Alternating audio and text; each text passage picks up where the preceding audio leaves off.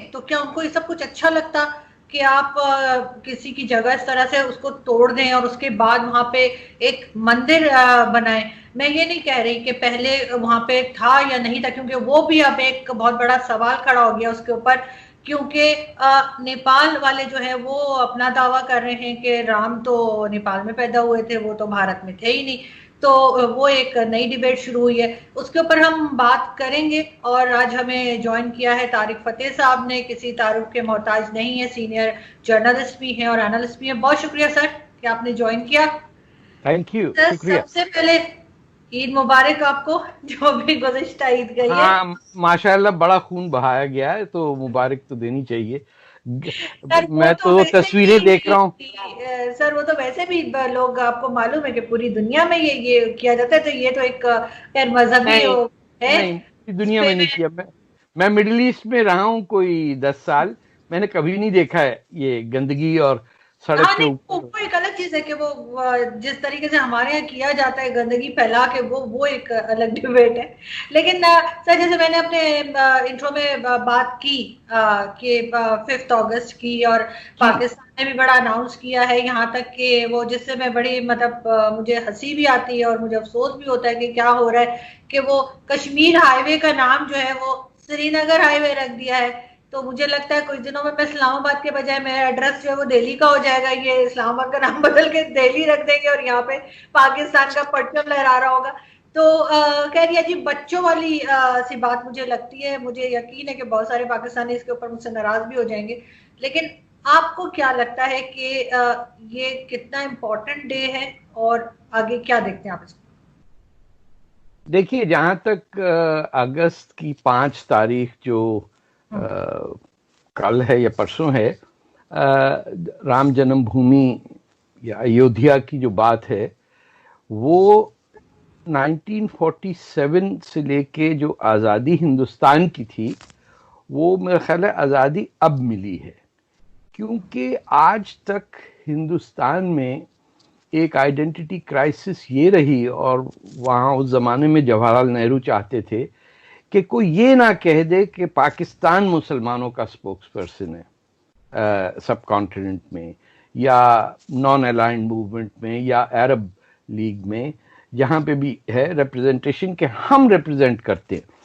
उसमें उन्होंने मुसलमान जो थे हिंदुस्तान के, उन्होंने इतना ब्लैकमेल किया कि आज वो उसका खमियाजा भुगत रहे हैं कि हर जगह हमारा मुस्लिम पर्सनल लॉ होगा, ये होगा, वो होगा। कि बाबर जो हिंदुस्तान का दुश्मन था, उससे मौलाना आज़ाद ने शुरू में 47 में एज एजुकेशन मिनिस्टर हिंदुस्तान का बादशाह बना दिया। ये ऐसे ही है कि पोलैंड हिटलर को अपना बादशाह बना दे, ये यानी इट इज सिंपली इम्पॉसिबल। ना वो हिंदुस्तान में पैदा हुआ, ना वो मरा, ना उसने कुछ ढंग की बात की। वो आया, लूटा, वो लड़ा भी इब्राहिम लोदी से। और हमारा जो पाकिस्तान का एरिया है, यहाँ तो बाबर ने इतना मारा है, इतना खून रेजी की है, ये जो पश्तूनों का एरिया, मुसलमानों को, कि he wanted to basically accumulate wealth. उनका और क्या इंटरेस्ट था? तो ना वो पैदा हुआ हिंदुस्तान में, ना वो मरा। उसने एक हिंदुओं के, ये मुसलमानों का इसमें कोई रोल ही नहीं है कि राम कहां पैदा हुए। ये इशू हिंदुओं का है कि वो क्या समझते हैं, वो हमें एक्सेप्ट करना है, वरना आप हिंदू बन के डिबेट कर लें, है ना। वो तो नहीं आपसे कह रहे कि प्रॉफिट मोहम्मद कहां पैदा हुए या वही कहां उतरी, कोई डिस्कशन ही नहीं है।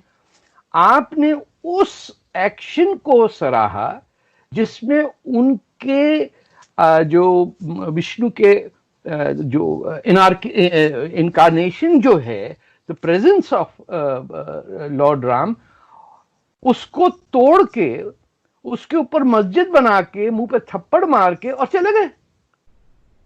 वो जो कहते हैं दिल्ली में कर लो जो करना है, हम तो आएंगे गुंडों की तरह। आप किसी के मुल्क में एक तो आए क्यों? बोले यार तो सब जाते थे। अरे भाई सब जाते थे तो हिंदुस्तान में तो नहीं गया कभी?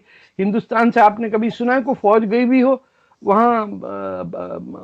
महाराजा रंजीत सिंह के अलावा तो कोई बाहर निकला ही नहीं। तो ये मेंटालिटी जो मुसलमानों की थी कि हमारी मस्जिद शहीद हो गई, अरे बेशर्मो, तुमने तो कितने चर्चों को बर्बाद किया। प्रॉफिट मोहम्मद ने कहा तुमसे कि ना करो, तुमने उमैयद मॉस्क नहीं कर दी दमिश्क के अंदर, सेंट जॉन्स चर्च को। लेकिन सर, एक अगर कोई गलती करता है, फॉर एग्जाम्पल अगर किसी ने, मुसलमानों ने गलती की थी, तो उस गलती को जरूरी तो नहीं कि वही गलती दोहरा के हिंदू अपने आप को बेहतर करे।